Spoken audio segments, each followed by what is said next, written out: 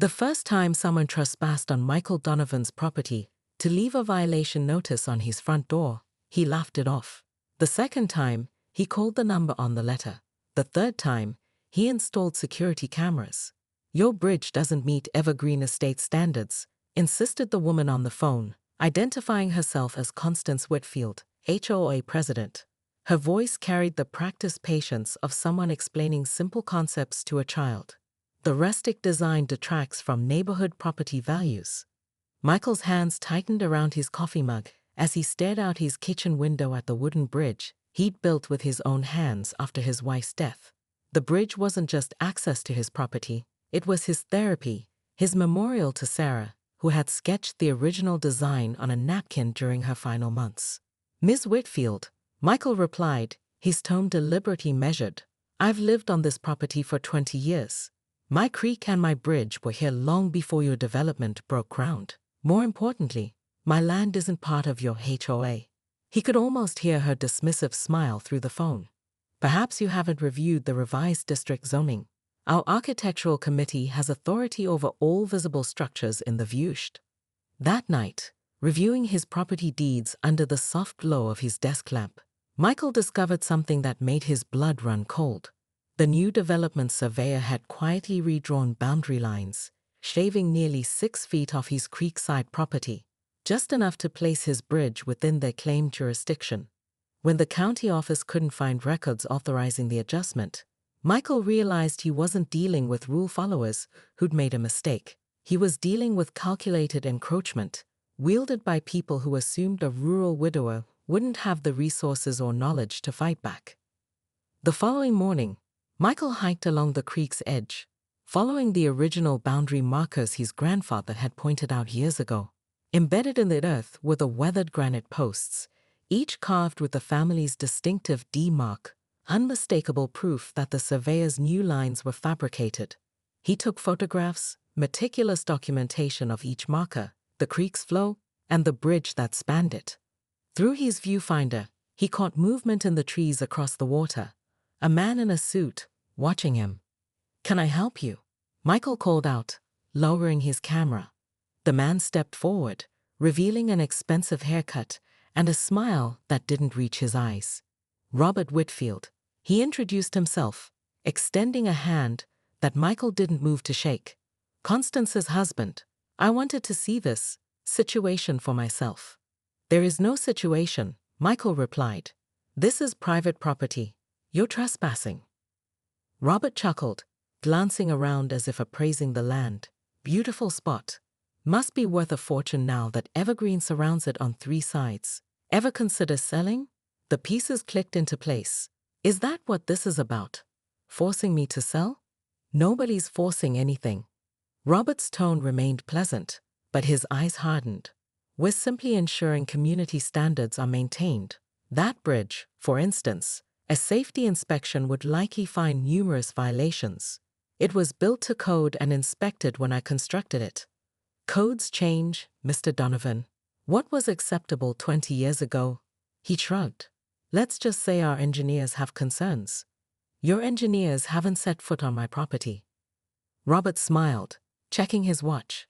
"Not officially, perhaps. Listen, I have a proposition that could solve everyone's problems. We've been looking for additional green space. A nature preserve would add tremendous value to our community.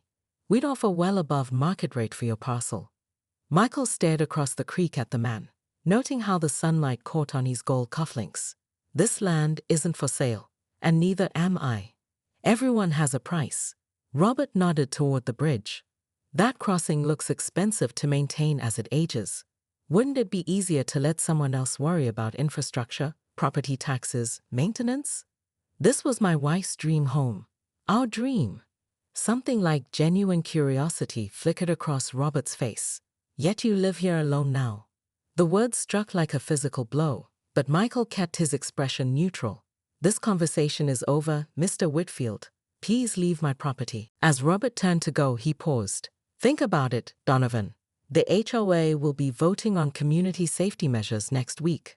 Things could get complicated for properties deemed hazardous." The threat hung in the air between them, as tangible as the bridge beneath Michael's feet. That evening, Michael sat on his porch watching the sunset paint gold streaks across the creek water.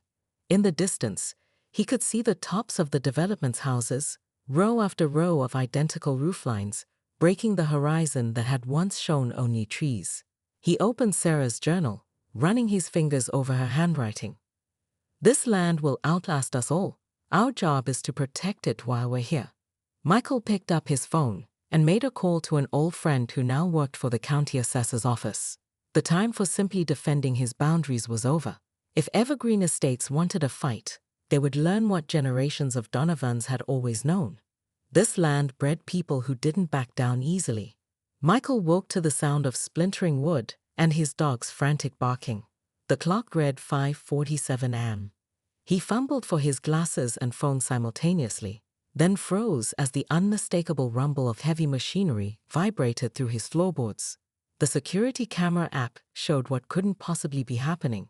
An excavator with precision demolition emblazoned on its side tearing into his bridge's support beams, while workers in reflective vests removed the hand-carved railings containing Sarah's initials. Michael bolted outside in his pajamas, barefoot on the dew-soaked grass, throat raw from shouting words that couldn't be heard over the diesel engine. By the time he reached the creek's edge, the central span had already collapsed into the water. "Stop! Stop!" Michael finally reached the foreman, grabbing his arm. "What the hell are you doing? This is private property." The foreman, DAVE on his vest, signaled the excavator operator to pause. "Sir, please step back. We have all required permits." He produced a folder with official-looking paperwork. Emergency hazard removal authorized by County Code Enforcement and Evergreen Estates HOA. "This is forgery," Michael said, hands shaking as he examined permits that somehow bore what appeared to be legitimate county stamps. "I never received notice." Notice was posted 72 hours ago per regulations. Dave pointed to a weathered paper stapled to a tree 30 yards away, deliberately placed where no resident would see it. Michael called the sheriff, who arrived just as the last bridge pieces were being loaded onto a flatbed truck. Deputy Ramirez examined the permits with a frown. "These look legal, Mr. Donovan, but something's not right. These signatures." He took photos with his phone. "I'd get a lawyer fast." From her black Mercedes, parked at the development entrance, Constance Whitfield watched through designer sunglasses. When Michael spotted her and started walking over, she simply rolled up her window and drove away. That afternoon, Michael discovered the county clerk had no record of the permits. By evening, he learned that Constance's son-in-law worked in the code enforcement office. By nightfall, standing at his property edge with no way to reach his home except by wading through the creek, Michael could only watch helplessly as the rain began to fall, turning the crossing impossible. "You need to see this." Karen Liu, the third attorney Michael had consulted, spread a stack of historical survey maps across her desk. Unlike the previous lawyers who seemed intimidated by confronting the wealthy Evergreen Estates, Karen had a reputation for taking on powerful adversaries and winning. "I requested the original survey plats from 1937, she explained, sliding magnifying glasses toward Michael, and compared them with satellite imagery and the current recorded plats. Michael leaned forward, squinting at the faded lines. "See this boundary marker? It's a granite post that should be." Karen tapped on her keyboard, bringing up a high-resolution aerial photo. "Right here, at the bend in Oakwood Drive." Michael stared at the image, then back at the maps, comprehension dawning slowly. That's their main entrance road." "Exactly." Karen's eyes gleamed. When the dairy farm sold to the developers, they built their grand entrance boulevard without securing a proper easement for this section. She outlined a triangle of land with her finger. 16 feet of crucial road frontage that belongs to you. The only access road to all 78 luxury homes. As he spoke, Constance was furiously texting in the background. Minutes later, her phone rang. The crowd fell silent as her face transformed from smugness to shock. "But Mr. Mayor, surely you can." She listened, then whispered, "How much?" When she hung up, her hands were trembling. "The emergency board meeting starts in 1 hour. Dr. Patterson announced to the crowd. "Mr. Donovan, would you join us? I believe we can reach an agreement that works for everyone." As residents dispersed, Constance remained frozen beside her car, staring at Michael with naked hatred, and something else he recognized immediately: fear. Rain pattered against the windshield as Michael parked beside the creek. Beyond the water lay home, but between stood something far more meaningful than shelter. The bridge gleamed in the morning light, timber and stone archways rising gracefully over the flowing water, not a replica of what was destroyed, but something better, something stronger. Michael inhaled deeply before driving across for the first time, savoring the solid feel of craftsmanship beneath his tires. He stopped midway, rolled down his window, and ran his fingers over the embedded bronze plaque. Sarah's Crossing. Built with love, defended with courage. The past 6 months had transformed more than just his property access. The emergency meeting that night had started with tension, but ended with revelation, as homeowners discovered the extent of Constance's deceptions. Documents emerged proving she had known about the property lines all along, yet had deliberately targeted Michael's bridge to force him to sell his land to her developer brother-in-law. The settlement exceeded anything Michael could have demanded: triple damages for the destroyed bridge, funding for an architect-designed replacement, legal fees covered, and a formal easement agreement benefiting all parties. A unanimous board vote demanding Constance's resignation had been merely the beginning. The criminal investigation followed: the forged permits, the falsified surveys, the kickbacks, each revelation more damning than the last. Constance's fall from power became a cautionary tale featured in HOA management seminars statewide. As Michael completed his crossing, he noticed Dr. Patterson and his wife planting wildflowers along the creek bank, part of the new community restoration project. Nearby, children played on a natural playground built where security fences once stood. "Morning, Michael," called a familiar voice. Sarah Chen, the new HOA president, approached with architectural drawings.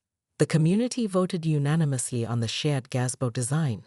"We thought you might want final approval since it borders your property." Michael smiled, examining the plans showing a gathering space connecting his land with the community, not erasing boundaries but celebrating them. "It's perfect," he said. Later that evening, as golden light filtered through his kitchen windows, Michael's phone buzzed with a news alert. "Grand jury indicts former HOA president ND County officials." Outside, residents gathered at the creek's edge for the bridge lighting ceremony. Michael joined them, accepting handshakes and genuine thanks from neighbors who had become friends.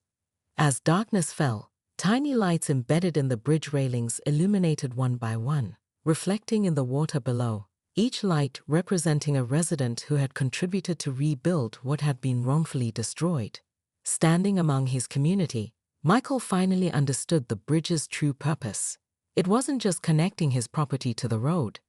It was connecting people to the principles of justice, respect, and the quiet power of standing one's ground.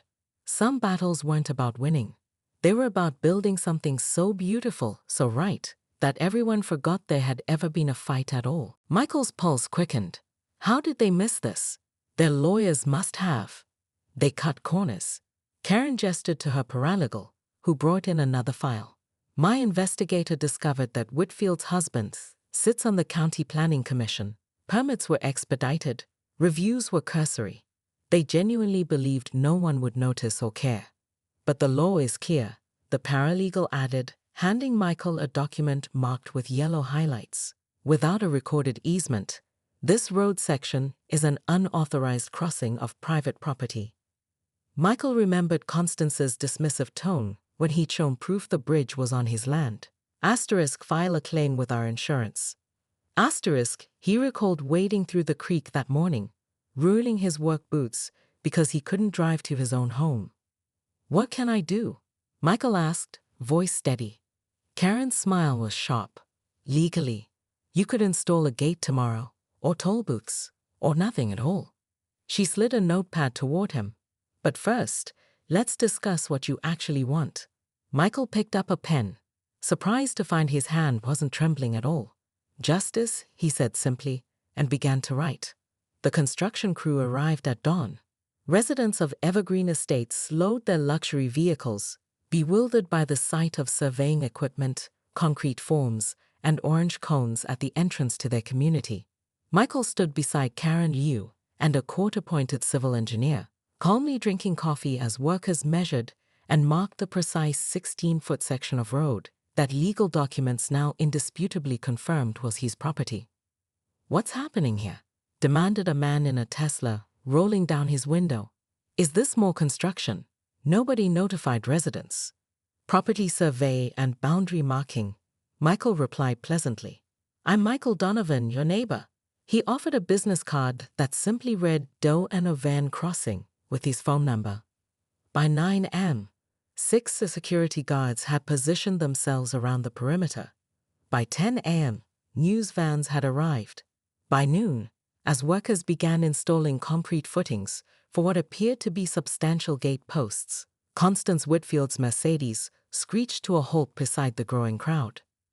"This is illegal," she shouted, marching toward Michael with her phone recording. "You have no permits for this work." Karen Liu stepped forward, a leather portfolio in hand. "Actually, Ms. Whitfield, we have all necessary permits." She presented the documents. Unlike the fraudulent ones used to destroy Mr. Donovan's bridge, Constance's face reddened. "We'll get an injunction by close of business." "You're welcome to try," Karen replied, but Judge Ramirez was quite interested in the evidence of permit forgery and abuse of county resources. He personally expedited our application. As if on cue, a truck arrived carrying a massive wrought iron gate with decorative panels, emblazoned across the top in elegant lettering. "Private crossing. Authorized vehicles only." The crowd of residents grew larger and increasingly agitated. Michael heard snippets of conversation. "Can't get to work tomorrow. Property values will plummet. Why weren't we told about this risk when we bought?" At 3 p.m., Michael had the workers halt installation. He climbed onto a concrete block and addressed the gathered residents. "My name is Michael Donovan. 3 weeks ago, your HOA destroyed the only access to my home, a bridge I built with my late wife. Today, I'm simply establishing the legal boundaries of my property." He gestured toward the partially installed gate. "I have no desire to restrict your access. I'm simply creating leverage for a fair resolution. In your welcome packets is my proposal: full restoration of my bridge, compensation for damages, and a formal easement agreement that benefits us all." A distinguished older man pushed forward. "I'm Dr. Patterson, HOA Vice President. This is the first many of us are hearing about your bridge. Please know not all of us support how you've been treated.